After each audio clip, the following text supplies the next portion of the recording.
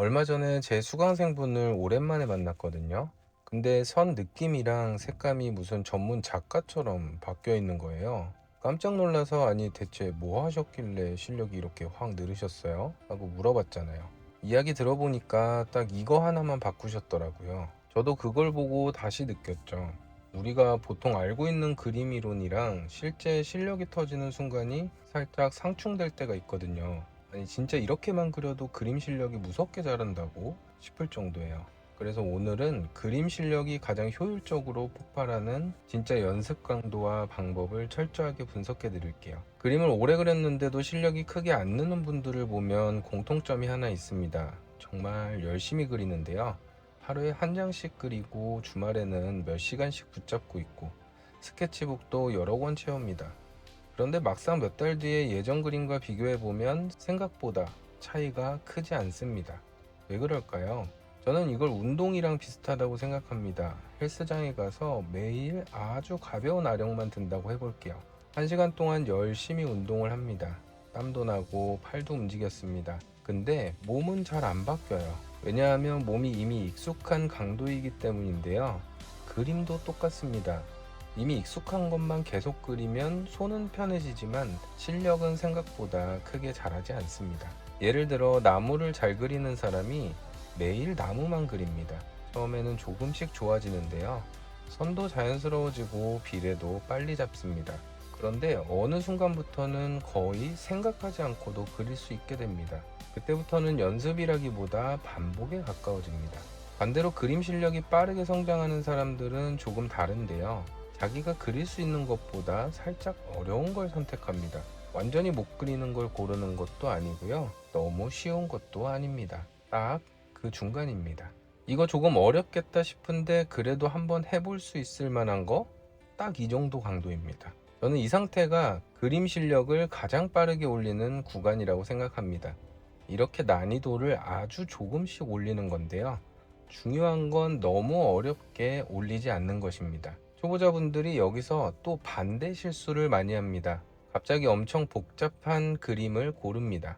SNS에서 멋진 그림을 하나 보고 오늘은 이걸 한번 그려봐야겠다 시작합니다. 그런데 10분이 지나면 어디서부터 잘못됐는지도 모르겠고 30분이 지나면 그림이 완전 꼬이고 1시간이 지나면 결국 포기합니다. 그러고 나서 못 그리겠다 결론을 내립니다. 연습 강도가 너무 높았던 것인데요. 운동을 처음 시작한 사람이 첫날부터 100kg를 들 수는 없듯이 그림도 마찬가지입니다. 내 현재 실력보다 살짝 높은 수준의 문제를 계속 해결해야 합니다. 그림 실력은 조금 어려운 문제를 해결했을 때 가장 많이 느는데요.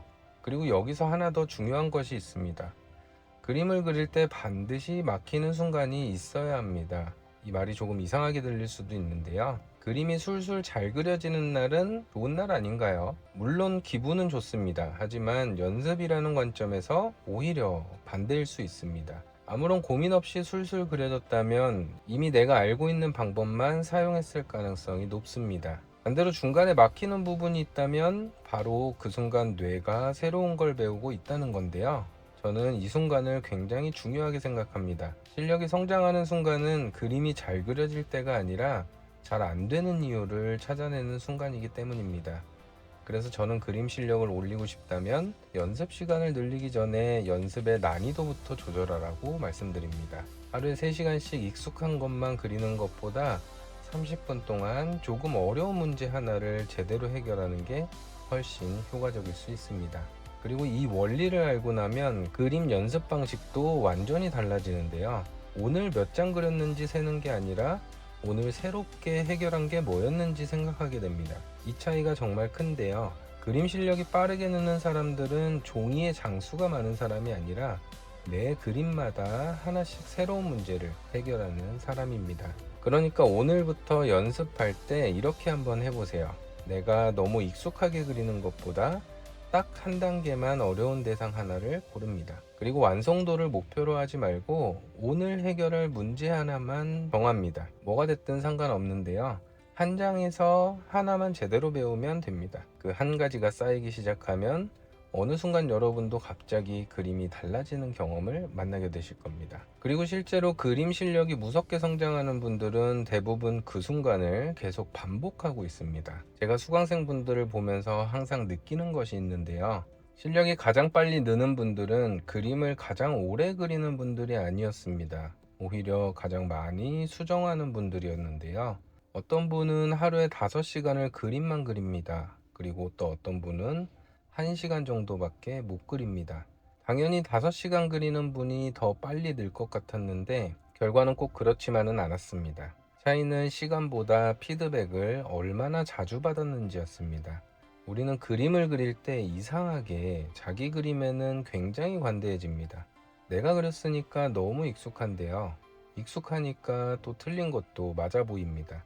실제로 사람 얼굴을 그려보면 이런 일이 정말 많이 생깁니다. 한쪽 눈이 조금 커지고 코도 살짝 기울었습니다. 입도 한쪽으로 치우쳤는데요. 그런데 1시간 동안 계속 보고 있으니까 이상한 줄을 모릅니다. 왜냐하면 뇌가 이미 그 그림에 적응해 버렸기 때문인데요. 같은 자극을 오래 보면 뇌가 점점 그 정보를 당연하게 받아들이기 시작하는 것입니다. 그래서 그림도 오래 붙잡고 있을수록 오히려 오류를 못 보는 경우가 정말 많습니다. 저도 지금 그림을 그릴 때 일부러 중간에 자주 멈추는데요. 잠깐 산책을 하기도 하고 커피를 마시기도 하고 핸드폰을 잠깐 보기도 합니다. 그리고 다시 돌아보면 신기한 일이 생기는데요. 아까는 전혀 안 보이던 문제들이 한눈에 들어옵니다. 그림을 오래 보는 것보다 새로운 눈으로 다시 보는 것이 훨씬 중요합니다.